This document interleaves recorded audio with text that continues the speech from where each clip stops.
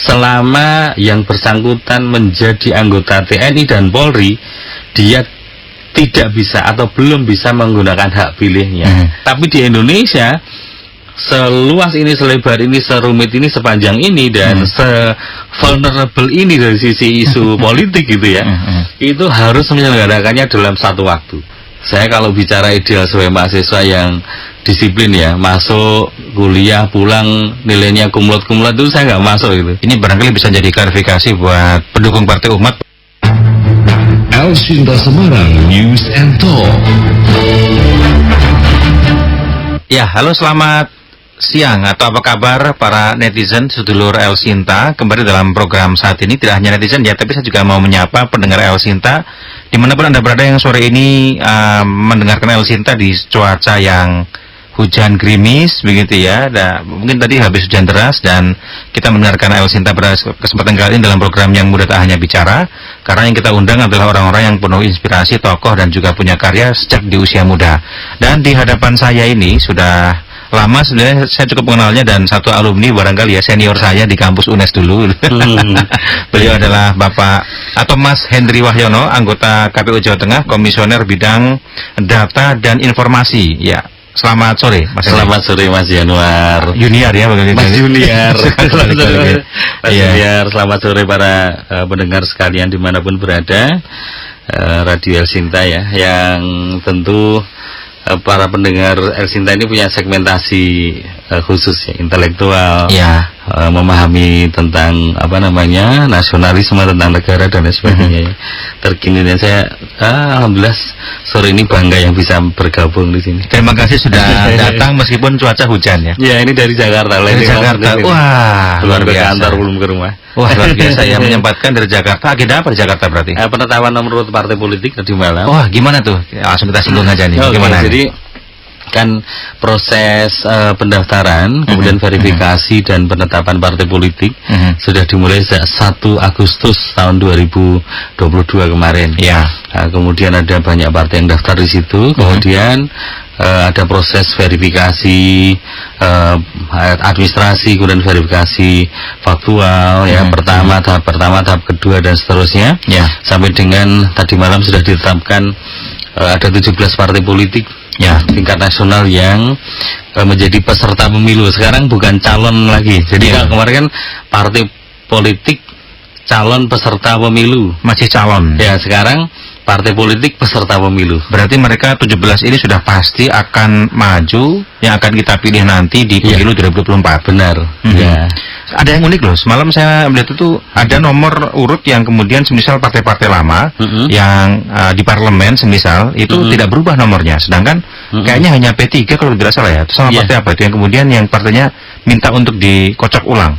Ini kebijakan seperti apa? Ada semacam itu, Mas Hendri? Jadi begini, di dalam Perpu 1 ya tahun 2022 tadi malam, atau yang muncul pada hari Senin malam atau Selasa pagi itu, tanggal berapa itu ya, Selasa itu? Selasa kemarin ya, berarti tanggal Selasa pagi untuk Selasa tanggal 12 ya? Tanggal 12. Tanggal 13. Itu muncul Perpu itu berisi salah satunya adalah bagi partai politik existing yang ada di Senayan, itu dan yang lain, terutama yang existing di Senayan diberi opsi 2. Satu, bisa menggunakan nomor urut partai politik pada pemilu sebelumnya tahun 2019, atau dia menyerahkan nomor urutnya kemudian ikut undian. Jadi ada opsi itu di peraturan pemerintah pengganti undang-undang. Nah, sehingga KPU mengadopsi Perpu itu, kemudian dilaksanakan pada pengundian kemarin itu. Jadi ada partai yang kalau salah P3 ya, kemudian diserahkan ke KPU lagi untuk kemudian diundi bareng-bareng yang lain, bareng-bareng partai yang baru. Nah, partai yang lama existing di Senayan itu rata-rata masih menggunakan nomornya. Tahu nggak alasannya kenapa? Ada perbincangan nggak? Kenapa kok yang lama ini nggak mau berubah, sedangkan hanya P3 yang kemudian pengen ganti? Tidak ada perbincangan itu, tidak ada penjelasan ya. Tapi ini hanya barangkali saja, barangkali benar, barangkali salah. Karena infrastruktur partai itu kan hari ini sudah cenderung bagus ya. Artinya ada organisasi partai itu sudah jauh lebih bagus daripada dulu-dulu. Sehingga kan mungkin sudah ditata nih kantor-kantornya, atributnya, benderanya, nomornya, kaosnya, kemudian kepengurusannya semua sudah settle. Ya misalnya dia nomor 1 atau nomor 2, nomor 3, barangkali dia sudah nyetak kaos juga atau nyetak bendera juga begitu kan? Siapa tahu kan? Nambah biaya kalau nanti ini ya. Kalau berubah siapa tahu bisa nambah biaya. Tapi kan itu kan domainnya partai harusnya kan. KPU kan harusnya. KPU kenapa mengurusi seperti itu? Bukan mengurusi. KPU itu hanya melaksanakan peraturan pemerintah pengganti undang-undang. Jadi perpunya itu berbunyi seperti itu. Ada dua opsi. Bisa partai lama itu bisa menggunakan nomor yang sebelumnya, atau bisa ikut undian lagi. Gitu. Iya. Nah, sehingga KPU ikut perpu.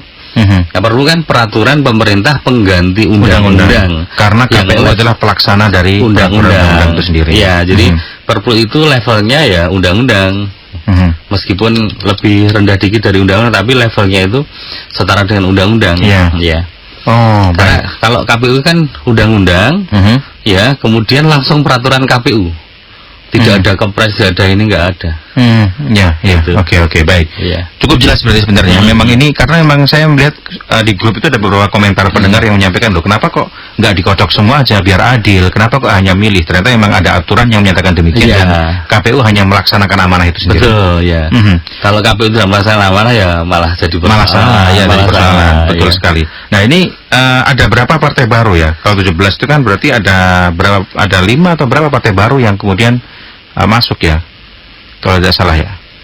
Yang baru ini kan Partai Buruh, Partai Gelora, Partai Kebangkitan Nusantara, Partai Garda Perubahan Indonesia, Partai Garuda ya. Garuda. Atau Garuda kemarin sudah ada ya tahun kemarin ya. Sepertinya belum tidak lolos. Sudah ada tetapi belum masuk kesenayan, sehingga harus diverifikasi faktual. Kemudian PSI nggak ada kemarin. Dia cuman nggak dapat ini verifikasi lagi ya, verifikasi faktual lagi ya. Yang baru itu ya. Kemudian ada saya bacakan berarti ada Partai Buruh termasuknya. Partai Buruh kan termasuk sempat demo ya sebelumnya ya, Pak? Ya demo kemarin juga ketika sudah penetapan pengundian nomor urut juga demo juga besar di KPU RI. Saya ada di sana juga. Demonya dia bersyukur bahwa dalam proses yang sudah disiapkan lama itu lolos gitu ya. Dan menunjukkan ini anggota kami, begitu katanya, begitu kemarin yang saya dengar. Saya nggak tahu persisnya seperti apa. Ada beberapa partai yang tidak lolos. Biasanya yang tidak lolos ini karena apa pertimbangannya? Seperti ada, kalau tidak salah kan ada partai-partai lain, ada Partai Prima, ada Partai Nusantara, kalau tidak salah ada partai-partai lain. Kenapa? Jadi begini, persyaratan dukungan keanggotaan. Jadi gini, kita KPU itu kan memverifikasi pertama kantornya ada enggak, kepengurusannya ada enggak, 30% keterwakilan perempuan dalam kepengurusan itu ada atau tidak. Ya, kemudian setelah kita menerima data keanggotaan. Data keanggotaan yang harus diverifikasi administrasi. Datanya itu kan jumlahnya cukup banyak ya. 1.000 atau 1.000 dari jumlah penduduk yang ada di masing-masing kabupaten kota. Syaratnya begini, harus 100% jumlah provinsi. 100% punya kepengurusan dan keanggotaan di 100% sejumlah provinsi. Jadi 34 provinsi harus ada semua. Ya, kemarin 34. Mulai tanggal 13 Juli ya. Juli, Agustus itu tambah 3, terus akhir tambah 1 lagi. Jadi provinsi kita hari ini ada 38. Karena DOB yang Papua. Iya, Papua. Papua itu ada Papua Selatan, Papua Pegunungan, Papua Tengah, dan Papua Barat Daya. Ada 4 gitu ya. Tetapi syarat ini masih 34 provinsi kemarin. Syarat partai 34 provinsi, mereka harus punya kepengurusan di situ dan keanggotaan. Kemudian dari provinsi yang eksis itu, yang ada itu, yang serahkan itu, dia harus dapat 75% dari jumlah kabupaten kota yang ada. 75% di provinsi itu. Ya, di provinsi. Jawa Tengah 34, 75%-nya itu 26 kabupaten kota. Harus ada kepengurusan dan keanggotaannya. Nah, setelah itu kemudian anggotanya kan dicek. Dicek sama KPU dengan sistem sipol itu. Iya. Ada nggak anggotanya bener nggak gitu. Dari hasil pantauan kami ya tentu kemarin ada keanggotaan yang tidak sesuai, ada yang ganda eksternal, internal, ada yang jumlahnya tidak sesuai dan lain sebagainya. Jumlahnya hanya sedikit, tidak memenuhi syarat gitu. Itu. Jadi lebih ke infrastrukturnya, lebih ke arah itu ya, keanggotaan mereka di tingkat daerah yang tidak cukup barangkali ya. Karena kalau saya lihat beberapa kan di nasional, di pusat ada mereka kepengurusannya di pusat ya, sebagian besar ya. Iya, kalau kepengurusan rata-rata semua harus ada, provinsi pun harus ada. Tapi yang berat itu kan keanggotaan. Tidak ringan lah saya kira. Keanggotaan dari masing-masing kabupaten kota, provinsi itu kan harus ready. Itu dari sisi verifikasi administrasi. Kemudian dari sisi verifikasi faktual, kita harus mengoreksi atau meneliti betul anggotanya. Pertama kita cek satu-satu sesuai dengan metode Garcia & Morgan sampling yang muncul dari metode Garcia & Morgan. Standar BPS itu kan ada metode itu. Jadi data misalnya yang diserahkan kepada kami berapa? 1.000-1.500. Nah, keluar diacak dengan sistem itu. Misalnya muncul angka 270 atau 300. Ya 300 itu kita datangi satu-satu. Nah, ketika tidak bisa, ya memang repot banget kalau ketika tidak bisa dikumpulkan. Ketika tidak bisa dikumpulkan, nanti dia bisa video call. Nah, itu ada kemudahan juga. Ketika tidak bisa video call, bisa rekaman. Nah, jadi itu ada di PKPU. Di Juknis juga ada, di Juknis KPU juga ada. Sudah memanfaatkan teknologi yang ada baik rekaman ataupun juga. Karena pengalaman di Kalimantan Utara itu, sekali datang dengan perahu untuk menemui salah satu sampling yang muncul dari Garcia & Morgan itu, misalnya mau ketemu Mas Junior, itu tempatnya jauh nih, harus naik kapal, ada perahu, ongkos sewa perahu sama solarnya itu habis 50 juta untuk ketemu satu orang sampling. Kami di Jepara, di Karimun Jawa itu harus menyeberang laut, Laut Jawa itu sampai 2 jam untuk ketemu 3 orang sampling di sana. Sampai sana udah listrik belum ada gitu kan, harus ketemu boros kan. Nah itu maka KPU dengan Juknisnya mengeluarkan kemudahan untuk kemudian bisa di video call, video call dan rekaman ya. Kalau video call misalnya on the spot, dia kan di Indonesia itu masih banyak blank spot. Iya benar sekali. Saya mau tanya itu, kalau blank spot gimana tuh? Nah, makanya blank spot di Jawa Tengah ini kalau di kelurahan rata-rata sudah ada wifi, tapi sudah geser sedikit, GSM lah, geser sedikit mati. Jadi misalnya ini kelurahan ya, kemudian digeser ke sekitar 300-400 meter sudah nggak ada sinyal. Nah, akhirnya direkam. Saya nama Junior, saya anggota partai ini. Ini KTA-nya, ini KTP-nya. Nah, gitu. Ada kemudahan yang sudah diberikan oleh KPU. Kira-kira itu, Mas. Dan itu cara agar kita sebagai masyarakat percaya bahwa KPU benar-benar melakukan bagaimana? Ada pengawasan tidak? Bawaslu ada Bawaslu. Ada Bawaslu yang mengawasi proses itu. Dan sejak awal Bawaslu melekat. Ya datang ke kantor dari pagi sampai malam, ikut kemudian verifikasi ke rumah-rumah dan lain sebagainya. Ya. Dan kalau di Jawa Tengah bagaimana untuk pendataan seperti ini? Seperti apa? Jawa Tengah dari sumber daya keanggotaan yang ada dari masing-masing partai politik, kemudian kita gunakan SDM yang ada di KPU dan seterusnya. Ya akhirnya sebenarnya di Jawa Tengah ini yang masuk ke verifikasi faktual, ya artinya tidak berhenti di verifikasi administrasi, itu semua lolos. Semua lolos. Ya, semua lolos. Ada nggak yang di Jawa Tengah lolos sampai pusat nggak lolos itu ada?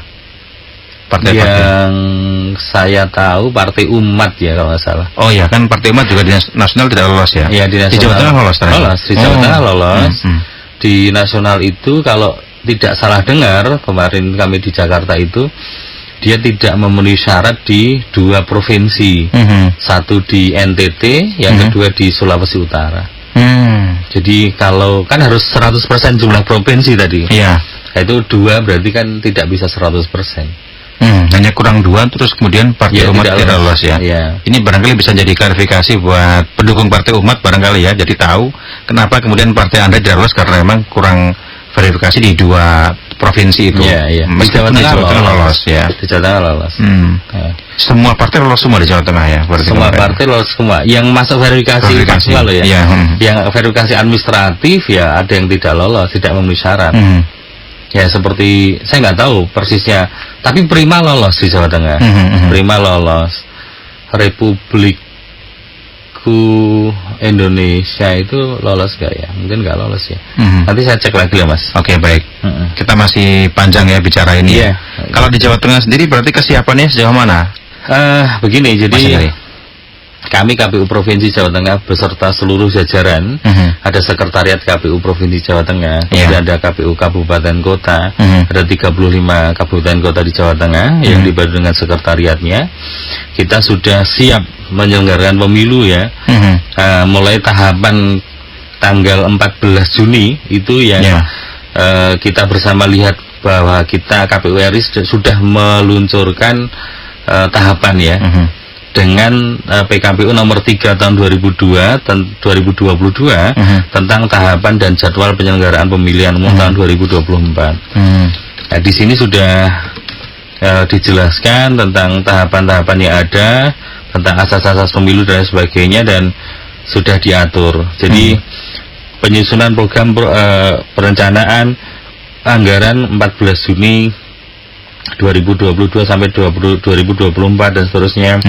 Penyusunan peraturan KPU 14 Juni 2022 sampai 14 Desember 23. Jadi peraturan KPU itu ini ya tetap akan terus muncul sampai nanti akhir tahun 2023. Ya, jadi, karena melihat perkembangan juga. Ya, jadi sesuai tahapan. Jadi ketika launching itu ada PKPU 3 tentang jadwal dan tahapan. Nanti setelah itu PKPU 4 tentang pendaftaran partai politik.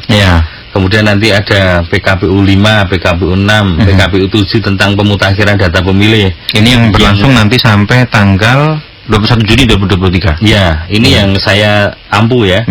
Jadi PKPU 7 ini tentang penyusunan daftar pemilih, pemutakhiran data pemilih. Ini yang penting untuk para pendengar sekalian memahami tentang proses pemutakhiran data pemilih ini. Nah, ini kan ini pengalaman saya curhat nih. Sepertinya saya sudah pernah disurvei oleh tim survei KPU kalau tidak salah 5 tahun yang lalu. Tapi kemudian ketika pemilu nama saya tidak ada, nama istri saya ada, nama saya tidak ada di daftar. Akhirnya saya milihnya pakai KTP. Oh gitu. Ke KPPS, karena KPPS-nya udah kenal ya. Saya ada syarat KTP, saya kasih KTP, akhirnya saya bisa memilih. Saya berpikir loh, nama saya nggak ada, tapi kok kenapa kemudian pernah disurvei tapi kok kenapa nggak masuk? Nah, ini barangkali kejadian yang sama, barangkali terjadi juga ke netizen ataupun juga pendengar El Sinta. Kira-kira apa yang harus diperhatikan oleh kita biar kita benar-benar terdata sebagai pemilih nanti? Ya. Jadi saya sambil laporan ini. Oh ya, siap. Sambil laporan ya, kita tunggu laporannya. Selfie dulu ini. Ya, semua anggota KPU itu harus diketahui oleh lembaga kemana, acara apa gitu. Jadi kami kan diundang ini, kemudian nanti harus kami laporkan, dan ini sudah saya sampaikan bahwa kami di El Sinta begitu. Baik, terkait dengan data pemilih. Jadi mungkin yang dimaksud Mas Junior itu kan ada proses, bukan survei, tapi pencocokan dan penelitian. Jadi basically-nya begini, kami menerima DP4, daftar pemilih, daftar penduduk potensial pemilih pada pemilu yang diterimakan dari Kemendagri kepada KPU. Sudah diserahkan kepada kami tanggal 14 hari kemarin, hari Rabu kemarin. Jadi siaran ini pas banget, ada 2 momen penting pada proses pemilu. Pertama adalah pagi jam 9 pagi adalah penyerahan DP4 dari Kemendagri dengan jumlah pemilih, jumlah potensial pemilih penduduk itu 204 juta. 204 juta sekian. Seluruh Indonesia. Kalau Jawa Tengah sendiri? Sebelum itu di Indonesia, di Jawa Tengah nanti kan harus kita hitung ya. Bicara di DP4, tapi ada daftar pemilih berkelanjutan yang kami kelola itu ada 27 juta sekian. Bedanya apa tuh bedanya? Berkelanjutan itu yang bagaimana? Yang berkelanjutan itu begini. Kita ada daftar pemilih pada pemilu terakhir. Ya ini pilkada tahun 2020 atau pilkada yang tidak diselenggarakan di 2020 kan ada juga. 18, 19 itu dikumpulkan semua, kemudian di-updating data dari Disduk Capil setiap 6 bulan. Nah, selama itu kami juga mencari pemilih ke kelurahan, ke lintas kelurahan, ke Dipermades, kemudian ke sekolah, data dapodik siswa dan lain sebagainya untuk melihat bahwa ini loh pemilihnya tambah karena anak SMA-nya tambah misalnya, yang umur 17 tahun itu tambah. Kemudian berkurang karena apa? Karena meninggal karena dia masuk TNI Polri yang sedang tidak bisa menggunakan hak pilihnya. Jadi ini yang penting, TNI Polri itu punya hak pilih, punya. Ini yang penting, punya. Tetapi selama yang bersangkutan menjadi anggota TNI dan Polri, dia tidak bisa atau belum bisa menggunakan hak pilihnya. Nah, nanti setelah purna baru dia bisa menggunakan hak pilihnya. Jadi kalau dulu orang TNI Polri nggak boleh milih, TNI Polri nggak boleh, bukan. TNI Polri boleh milih setelah purna. Atau sebelum jadi kan. Jadi ada updating di situ ya. Ada updating situ, ada yang meninggal, ada yang ada yang double, ada yang anomali data pemilihnya karena seperti Mas Yunir tadi itu kan menggunakan KTP untuk menggunakan hak pilih di situ. Artinya bisa jadi tidak masuk ke dalam daftar kependudukan. Nah, sehingga itu namanya data anomali atau yang tidak lengkap. Tapi istri saya masuk, saya nggak masuk, padahal saya kepala keluarga ya. Itu bisa terjadi ya? Bisa jadi begitu. Jadi kembali bahwa proses coklit itu kemudian nanti diumumkan uji publik. Ditempel di apa begitu. Kemudian semua orang bisa mencermati, bisa meneliti, bisa memberikan masukan, dan lain sebagainya. Kemudian kita itu ada menganut dua hal, sel aktif dan pasif. Sel pasif itu Mas Junior didata di rumah sudah ditinggal begitu, nanti tak tahu sudah ada datanya. Tapi juga ada sel aktif. Ketika diumumkan, kemudian data Mas Junior nggak ada di situ. Mas Junior bisa memberikan masukan ke kelurahan, ke PPS, atau ke KPU Kota Semarang atau kemana, bahwa nama saya nggak ada. Lah kemudian dimasukkan. Lah dua-duanya itu bisa dilakukan, dan jika dua-duanya sudah ditempuh, maka sudah dianggap selesai. Artinya misalnya kemudian sudah diumumkan kok tidak ada masukan. Nah, mungkin bisa jadi datanya kan ada yang masih di tempat lama, alamat lama atau apa, KPU tidak berani mencoret di tempat lama. Nah, kemudian di tempat baru tidak muncul, di Puntan Gunung Pati nggak muncul. Tapi di tempat lama barangkali masih ada. Nah, seperti itu juga mungkin. Kami tidak dengan mudah mencoret alamat yang masih berdasarkan KTP elektronik. Jadi misalnya nih, sore ini saya masih di rumah saya di Bukit Sari. Besok sore saya sudah pindah Lemah Gempal, Lurus Talan misalnya.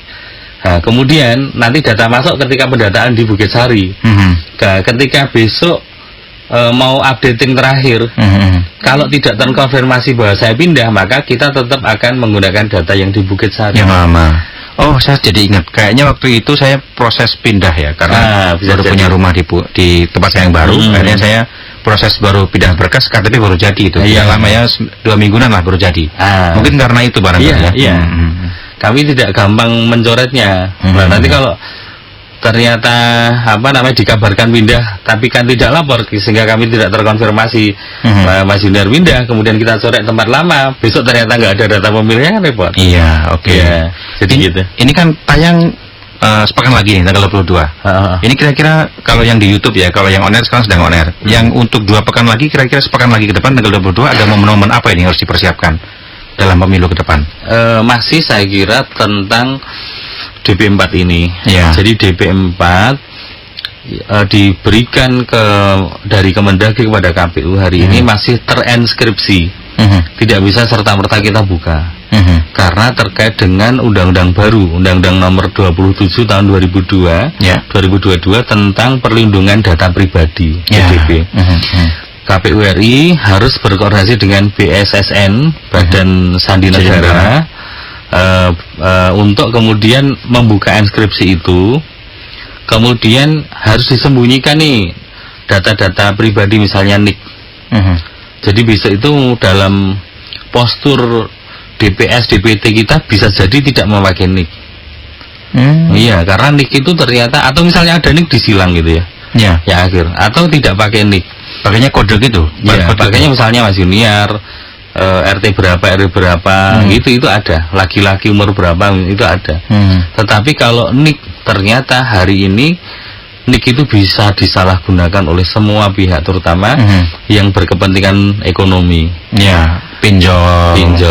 Atau kemarin sempat bocor juga beberapa data. KPU juga sempat dikabarkan bocor kemarin. Enggak, itu enggak bocor. Enggak bocor. Data lama. Data Biorka itu data 2008 kalau salah. Jadi hari ini bicara itu ya, bicara pinjol, bicara ini kan, saya punya teman dulu gendut seger gitu ya, tegap itu. Saya ketemu terus udah kurus lah. Kenapa? Mikir sidik-sidik katanya. Ternyata sidik-sidik ditagih gitu. Itu kan kalau kita survei di sekitar kita ini banyak yang mempunyai pinjaman di bank dan mempunyai ini ya, saya kira ya, yang pinjol itu, yang saya kira ini terkait dengan data pribadi harus dilindungi. Ini baru persoalan ekonomi, belum persoalan yang lain. Data pribadi, ya politik, afiliasi atau apa kan nggak tahu juga. Ya, tadi memverifikasi data pemilihnya bagaimana ketika pas pemilu, kan hanya tahunya cuma nama, alamat saya. Itu gimana biar kemudian benar-benar terverifikasi bahwa yang datang itu adalah Junior Henry beneran yang datang ke lokasi pemilu. Lokasi TPS itu. Kami datanya lengkap. Tetapi yang kita tampilkan di umum, ditempel di yang di umum TPS, kemudian digandakan dan lain sebagainya, itu tidak mencantumkan itu. Tapi data di kami ada.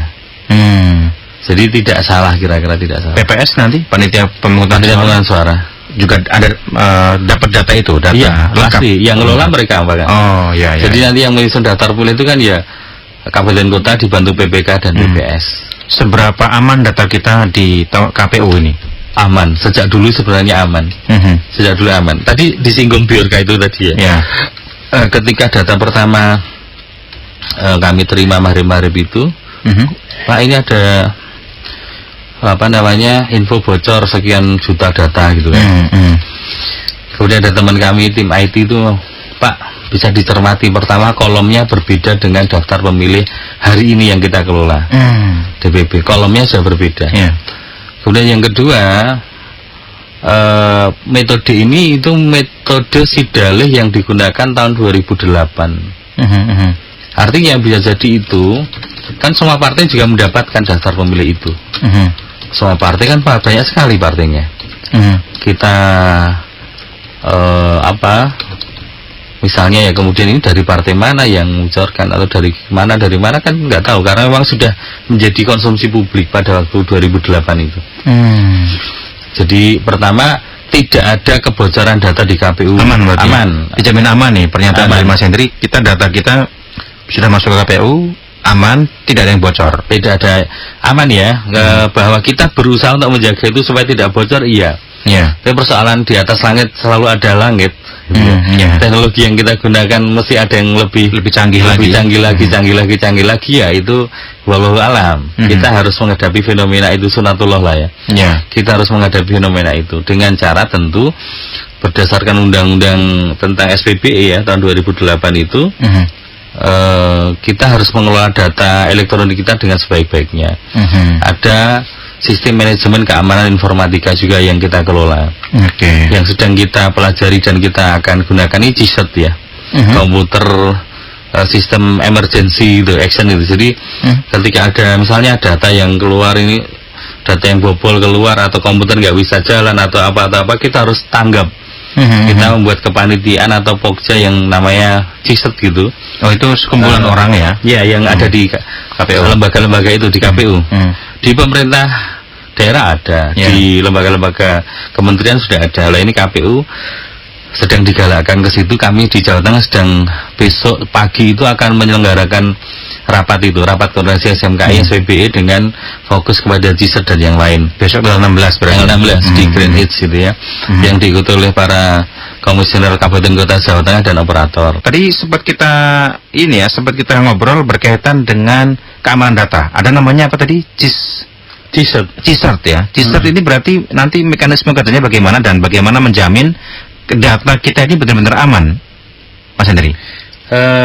GISET itu basically berdasarkan pengalaman ya di banyak negara dan banyak entitas, organisasi maupun kelembagaan negara itu, bahwa ternyata memang GISET itu bagian dari aspek keamanan IT yang merupakan infrastruktur yang harus diterapkan sesuai dengan ISO 27001 tahun 2013 ya, dengan pembentukan GISET itu. Bagian dari perlindungan data pribadi PKPU 5, PKPU 6 dan Undang-Undang 27 tahun 2022. Kemudian aplikasi, audit aplikasi, ITSA oleh BSSN dan lain sebagainya. Jadi aspek keamanan IT ini menjadi penting. Lah GISET sendiri sebenarnya itu melekat ke banyak lembaga, semua lembaga. Mulai dari undang-undang tahun berapa ya? 22 tahun 2018. Udah lama, udah 4 tahun yang lalu ya. Tentang Kepres tentang SPBE. Sistem pemerintahan berbasis elektronik ya, yang dikembangkan oleh pemerintah oleh Pak Jokowi, bahwa ternyata kita itu harus betul-betul bisa mendorong potensi kelembagaan kita itu bukan hanya offline tetapi harus online-nya harus dikuatkan. Termasuk salah satunya barangkali hubungannya dengan penghentian sistem TV analog yang baru saja terjadi itu kan. Dengan tujuan kan sistem, kalau nggak salah yang saya dengar bahwa TV analog itu seperti trailer yang berjalan berjalan di tengah jalan depan ini, Setiabudi. Jadi rame. Dia pada jam sibuk prime time dia itu ada di tengah-tengah gitu. Jika sepeda motor, mobil yang mewah, motor yang mewah, yang cepat, yang canggih nggak bisa lewat semua. Sehingga harus dihilangkan itu yang namanya TV analog, sehingga motor yang canggih, mobil yang canggih, listrik apa segala macam, jadi teknologi 5G dan lain sebagainya bisa lewat dengan baik. Barangkali ke arah sana. Jadi bahwa KPU itu kan harus mengelola data, yang tentu ada perlindungan data pribadi. Yang paling penting adalah bagaimana kita melindungi suara pemilih. Suara pemilih yang kemudian dititipkan KPU, dicoblos, kemudian diumumkan di TPS, kemudian disampaikan ke PPK, ke KPU Kabupaten Kota Provinsi dan RI dan seterusnya. Itu betul-betul bisa diamankan, tidak dikacau gitu. Meskipun kan kita itu selalu offline dan online. Online-nya jalan, tetapi offline-nya juga. Sehingga kita tidak hanya online saja, tapi offline juga, karena harus ada bukti forensik bahwa kita ini melakukan penandatangan berita acara perolehan suara di masing-masing misalnya kecamatan. KPU bisa nanti ada quick count juga ya, KPU ya? Real count, real quick count ya, istilahnya real count yang tentu tidak akan secepat lembaga-lembaga survei yang menyelenggarakan quick count itu. Tidak secepat itu, tetapi kita minimal bisa memberikan gambaran umum kepada para pemilih dalam jangka waktu yang ditentukan, karena ada jeda lebih dari 7 hari. Kita nyoblos 14 Februari, harus nunggu 7 hari lagi, apa sabar hasilnya? Kan nggak sabar. Sekarang nggak sabar. Dulu mungkin sabar, sekarang nggak sabar. Sejak saya di KPU Kota Semarang tahun 2004 itu kita sudah menyusun itu. Sehingga ada yang namanya Caraka, kemudian C1 IT itu mengirimkan kepada kami, di scan untuk kita umumkan, tetapi tidak mencapai 100%. Karena apa? Ya data kita mesti kan ada yang awal-awal bisa cepat ya, 50%, 60%, 70%. Seiring mau 100%, data manual sudah masuk. Sehingga kita tidak selesaikan di 100%. Tujuannya apa? Nanti yang kita acu adalah manual. Karena yang lain cepet-cepetan ini kan mengandung ya barangkali ya, karena cepet sifat kuping lah ya, harus segera masuk gitu kan. Ya siapa tahu dalam proses itu kan ada yang capek, ada yang ini, ada yang ketinggalan dan lain sebagainya. Kita nggak tahu manajemen sebanyak orang itu kan. KPPS di Kota Semarang saja itu sudah lebih dari 30.000 orang kita kelola pada satu hari satu titik itu. Jadi pemilu kita kan termasuk most complicated general election in the world ya. Kalau negara demokrasi terbesar salah satunya itu India. Tetapi India tidak begitu. India itu per provinsi. Jadi provinsi ada masing-masing provinsi itu ada partai. Bulan ini provinsi Hyderabad misalnya. Bulan kemudian Punjab. Bulan kemudian New Delhi gitu. Jadi ganti-ganti sehingga tidak terlalu complicated. Tapi di Indonesia seluas ini, selebar ini, serumit ini, sepanjang ini dan se-vulnerable ini dari sisi isu politik gitu ya. Itu harus menyelenggarakannya dalam satu waktu. Waduh, iya. Kejadian-kejadian yang kemarin kita sangat prihatin ya, ada yang meninggal misalnya. Ya, meninggal hasil pantauan kami dan hasil penelitian dari Fakultas Kedokteran UGM, ID dan Kementerian Kesehatan itu mostly yang meninggal itu di atas 50 tahun. Kelelahan. Yang di bawah 50 tahun sedikit. Jadi misalnya 700 orang itu yang meninggal, lebih dari 400 itu umur 50 tahun ke atas. Ada antisipasi nggak sih untuk rekrutmen? Pasti ada. Sebenarnya begini juga, nggak perlu kaget juga. Di 2004 ya, saya menjadi anggota KPU pertama di Kota Semarang itu yang meninggal sudah 400 orang. Tapi nggak terblow up seperti sekarang. Itu sama, faktornya juga sama. Sama, kelelahan. Karena begini, basically misalnya tanggal 14 Februari itu bertugas, dia sudah harus bekerja itu nulisi C6. Itu kan ditulis satu-satu sebanyak pemilih, misalnya 270 orang pemilih, tulis satu-satu, tanda tangan. Itu sudah H-4 karena selambat-lambatnya H-3 harus ada di pemilih. Oke. H-3 diberikan, kemudian jeda 1 mungkin masih rapat, hari H-2 itu sudah mulai persiapan nyari deklet, tratak, kemudian kursi, meja, menentukan tempatnya di mana dan lain sebagainya. Kemudian H-1 membangun.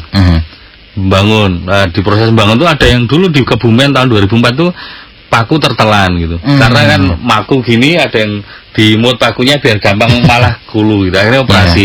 Itu terjadi juga, tapi nggak ada persoalan gitu. Gitu ya. Kemudian H-2 begitu ya, H-1 apalagi kan persiapan kemudian mengambil kotak suara dan lain sebagainya, menjaga malam itu di tempat, apakah di rumah KPPS, apakah di TPS, itu kan dijaga. Mereka harus begadang juga. Terus sudah hari pemungutan suara itu bukan persoalan begadang saja, tapi ketegangan juga. Jam 7 TPS harus buka semuanya, harus siap semuanya, harus hitung semuanya. Ada unsur tegang juga, ada unsur ini. Mulai plong ini jam 10. Jam setengah 7 sampai jam 10 itu tegang. Jam 10 mulai plong. Oke, jam 11 longgar, 12, jam 1 mulai dihitung lah, di situ mulai ngitung lagi, manteng. Yang dihitung bukan cuma 270 pemilih, kan kali 5. Iya toh. Presiden, DPD, DPR RI, DPR provinsi, DPR kabupaten kota, gitu. Kali 5. Dihitung mana dulu gitu kan. Capek banget. Iya, itu kan ya. Sampai jam 3 pagi bahkan ada yang sampai segitu. Bahkan ada yang sampai jam 3 pagi. Jadi realnya sepertinya bekerjanya sehari, padahal enggak, lebih dari 2 hari, bahkan 3 hari 3 malam. Nah, bagi yang punya penyakit bawaan, itu kan bisa jadi jantung apa itu kan bisa seperti itu. Antisipasinya tentu kita usahakan tetap di bawah 50 tahun KPPS itu. Diusahakan, artinya sebenarnya masih ada kemungkinan 60 tahun atas ini masih bertugas ya. Begini, karena faktuali di lapangan juga, nanti kita lihat ketentuannya seperti apa dalam juknis ya. Ada yang 50 tahun itu seorang atlet ya. Saya pernah ketemu KPPS pemain tenis senior, dia bisa main tenis sampai 3 jam tanpa henti dan mantannya nih tenis juga. Makanya saya bisa cerita karena teman saya di lapangan. Dia juga mantan pegawai bank, sehingga teliti bagaimana mengoreksi berkas formulir pengambilan dan memasukkan uang itu. Mereka teliti, fisiknya bagus, umurnya 52 tahun ya. Itu kan tentu masih dipertimbangkan, tetapi secara umum memang tentu dicari yang kira-kira ya 30-40 gitu, yang kira-kira masih bagus. Kemudian juga di besok pemilihan itu akan diprioritaskan juga minimal 1 orang mahasiswa yang KKN itu untuk masuk ke dalam KPPS, sehingga mahasiswa bukan hanya dari luar saja mencermati, tapi dari dalam, biar tahu bahwa proses pemilihan itu seperti ini, gitu. Dan ini baru tahun ini kayaknya, tahun depan ya? Tahun ini sudah dikerjasamakan KPU dengan seluruh hampir semua kampus di Indonesia. Bagus juga nih. Jadi nanti mahasiswa nggak cuma jadi pemantau, tapi juga pelaksana juga. Saya khawatir ada kemarin di beberapa media itu yang mahasiswa kemudian mengatakan A, B dengan sudut pandang mereka sendiri. Saya punya pengalaman ya, mohon maaf ya. Saya juga pernah mahasiswa, kita mimpin demo ya tiap hari juga. Iya. Cuman ketika kita sudah mengetahui persis ada di posisi organisasi KPU ini kan, oh ya seperti ini kan ya ternyata gitu kan.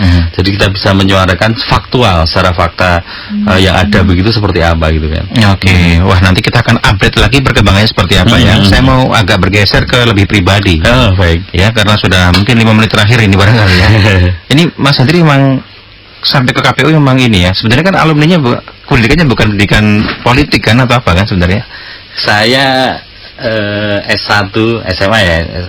Kemudian S1 itu pendidikan bahasa Inggris UNES. Ya. Kemudian S2 itu Fakultas Ilmu Sosial Politik UGM. Karena di KPU. Karena di KPU. Kalau mungkin saya nggak masuk KPU mungkin nggak meneruskan ke sana. Iya. Kemudian saya kuliah lagi di Undip juga S2 Ilmu Politik juga. Basically memang tidak berbasis ini ya politik, tapi sejak saya lahir kecil itu sudah disetelkan radio pada waktu itu yang BBC London. Jadi bapak saya jam 5 atau setengah 6 subuh itu sejak SPG Sekolah Pendidikan Guru tahun 74 itu sudah mendengarkan radio BBC London. Bahkan ketika Vietnam menang lawan Amerika. Pada waktu itu kan girang melonjak-lonjak pada waktu itu ya. Jadi Saigon jatuh itu bapak saya udah lonjak-lonjak pada waktu. Nah, kami punya kultur begitu, setiap pagi mendengarkan berita internasional di BBC London gitu. Sehingga ada semacam terserahkan dari internal ya, dari bapak. Saya tanya, bahkan kita presiden dunia itu kita tahu, Les Wałęsa, Roh Taiwo, itu kita tahu semua. Jadi Panama yang Pinochet dan lain sebagainya itu kita tahu. Sudah ada kultur pemahaman politik dunia pada waktu itu, sehingga saya sempat bercita-cita jadi kuliahnya bukan bahasa Inggris tapi hubungan internasional awalnya. Ya, daftar UGM-HI nggak terima terus ke UNES gitu. Ya, tapi masih ada hubungannya lah saya. Kemudian ternyata setelah di KPU ada tantangan luar biasa di situ. Kok bisa masuk KPU gimana? Nggak jadi guru aja, tapi kenapa tiba-tiba kok sampai ke KPU? Apakah di kampus itu ada pengaruh mungkin organisasi atau apa? Atau memang pengen akhirnya ke KPU? Saya kalau bicara ideal sebagai mahasiswa yang disiplin ya, masuk kuliah pulang nilainya kumlot itu saya nggak masuk gitu. Jadi saya lebih seneng ke organisasi kemahasiswaannya ya. Intra maupun ekstra, saya aktif di BEM ya, kemudian di HIMA, di BEM, kemudian di Koperasi Mahasiswa, di banyak lembaga-lembaga lain di situ. Setiap hari ya pulang semahri, pulang isya begitu, menikmati proses itu. Dan ternyata berorganisasi itu nikmat sekali, temannya banyak. Ada soft skill yang kita dapatkan tanpa kita harus belajar secara formal gitu. Soft skill yang bagaimana kita mensupport teman, mengajak teman, minta tolong tanpa merasa minta tolong, semua happy dan lain sebagainya, itu soft skill yang tidak didapatkan di kampus. Saya menikmati itu. Karena sejak SMA saya ketua OSIS ya. SMA saya ketua OSIS. Memang tidak organisatoris ya. Iya. Kampus pulang paling gak sih jam 6 sore lah. sampai malam gitu ya. Pemilihan BEM kita terlibat apa segala macam. Nah, kemudian ada daftaran KPU pada waktu itu, ada demo tahun 2003 itu apa ya? Kami menggelar demo pada waktu itu. 2003 itu apa itu? Berarti setelah reformasi ya? 2003. Sebelum zaman SBY, masih Megawati kalau tidak salah, atau Gus Dur ya? Iya. Habibie. Habibie tahun 99 itu. Megawati. 99 kita sudah demo untuk membantu, untuk memberikan dukungan kepada TNI, Polri dan pemerintah untuk melawan intervensi Australia. Timor Leste. Ya, ketika Timor Leste jajak pendapat itu kan banyak dicurangi kita di dalam jajak pendapat itu. Kami membawa mahasiswa ada 10 truk dari UNES itu ke Kodam. Kita kasih support tentara supaya berani Pak, gitu pada waktu itu. apapun hasilnya, kita namanya mahasiswa pernah mengungkapkan itulah kepada ibu bapak-bapak kita di Kodam pada waktu itu. Kemudian terus ada demo lagi apa kita ikut begitu. Nah, kemudian ketika salah satu demo itu ada bulan Januari 2003 itu ada spanduk ya di pemerintah Kota Semarang, pendaftaran Komisi Pemilihan Umum. Saya tanya iseng, namanya muda, tanya terus kan. Ini apa? Ini untuk penyelenggaraan pemilu gitu ya. Oh, syaratnya apa? SMA boleh katanya. Wah, boleh. Oke, syaratnya apa? Saya memenuhi persyaratan itu, bikin makalah dan lain sebagainya, saya daftar. Nomor saya 450 dari 615 orang yang daftar. Saya lihat atas itu ada yang S1, S2, S3 gitu, banyak sekali. Bahkan, ini masih kuliah, saya masih kuliah. Semester 9 di pendidikan bahasa Inggris FBS UNES gitu ya. Ya sudah, saya iseng-iseng berhadiah lah. Alhamdulillah makalah saya masuk 200 orang yang membuat makalah dari 516 itu. Kemudian masuk 80 besar. Nama saya pertama kali masuk di koran Wawasan dan Suara Merdeka pada waktu itu. Seneng banget itu. Wah, seneng. Orang tua gimana tuh? Orang tua belum tahu. Orang tua belum tahu. Begitu sudah masuk 20 besar, saya kasih tahu orang tua, oh begini. Yes, Bapak Ibu nggak ada target apa-apa. Bahwa ini duniamu gitu kan.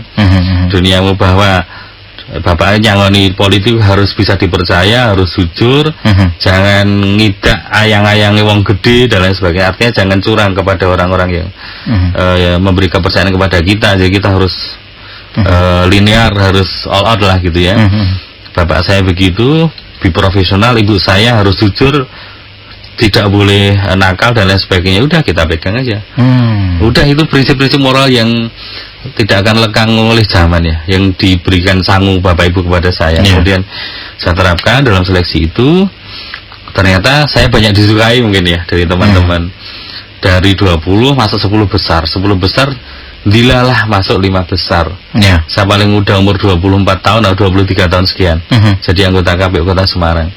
Dari no one. Dan mahasiswa itu Mas ya? Masih mahasiswa, belum lulus. Dari no one menjadi samban ya. Itu yang bagi saya luar biasa, itu dari no one jadi samban, titik, udah.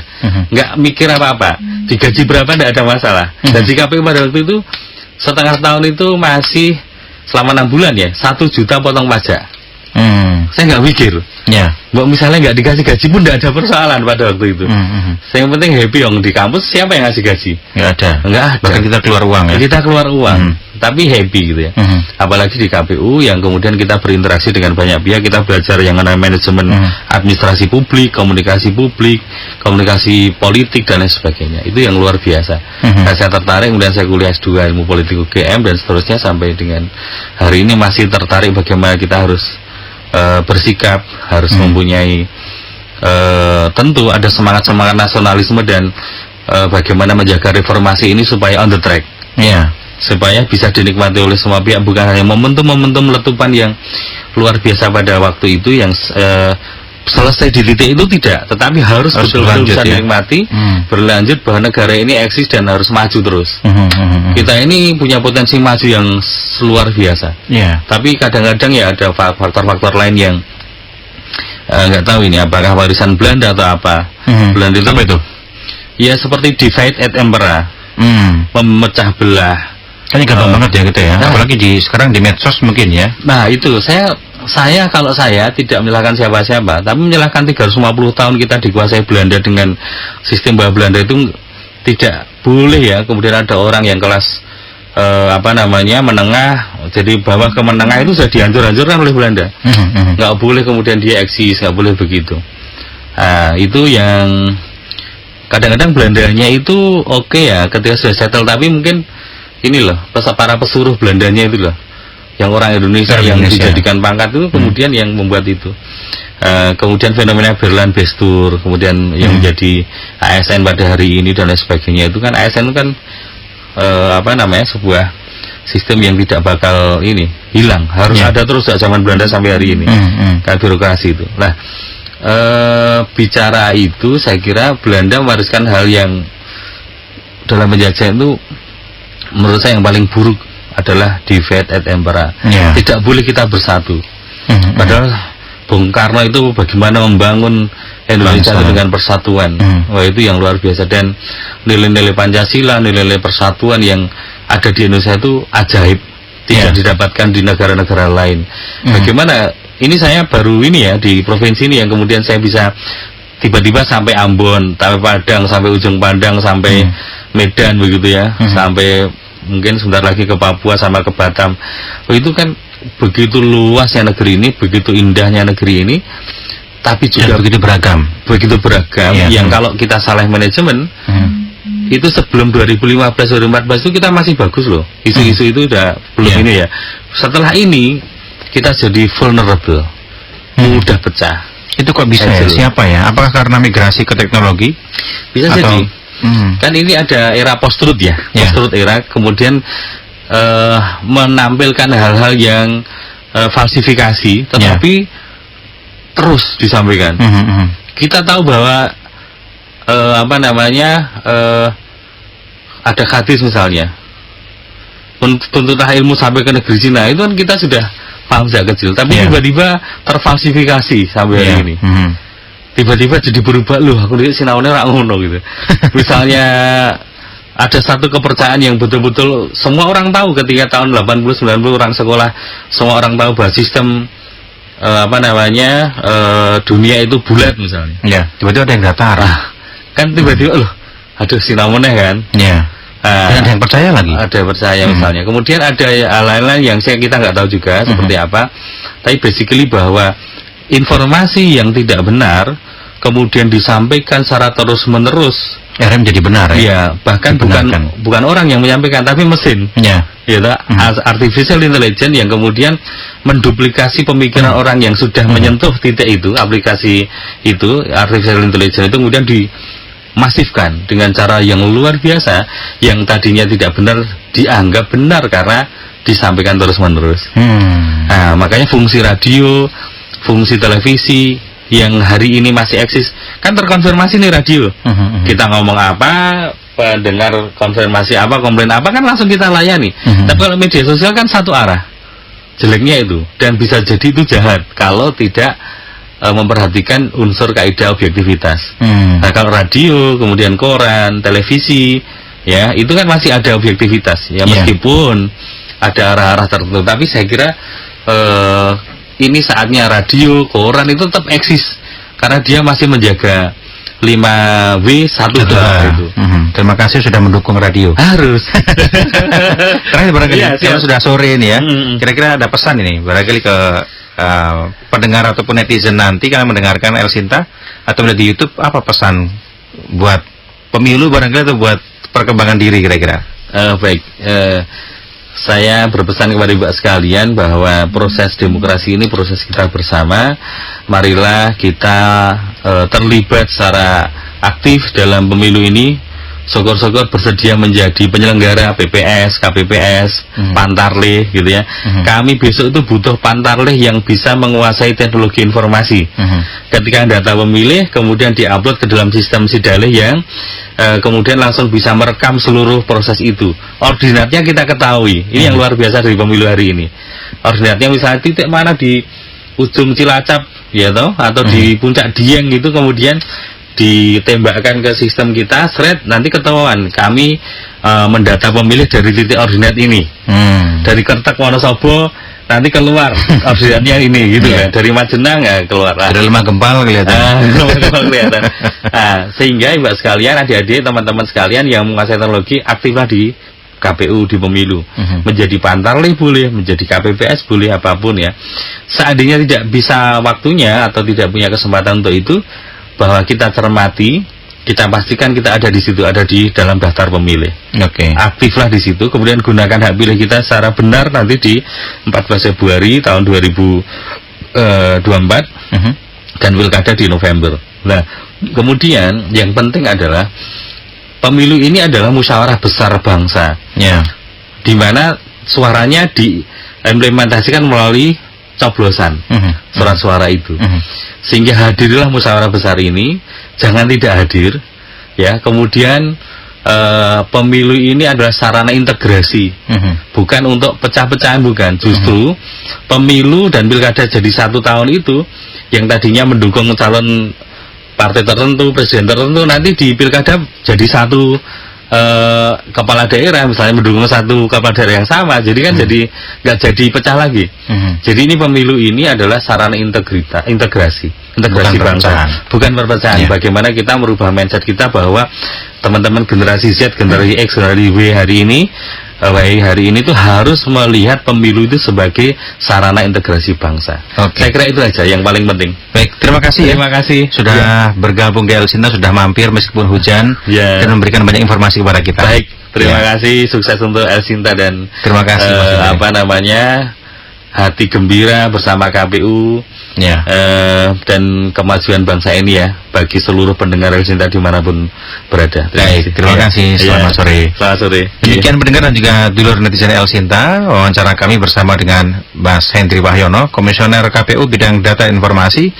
Jangan lupa ya, tetap like, view juga, nonton sampai selesai karena penting banget ini. Kemudian juga subscribe dan juga di like dan juga di share ke teman-teman yang lain. Sampai jumpa. El Sinta Semarang News and Talk.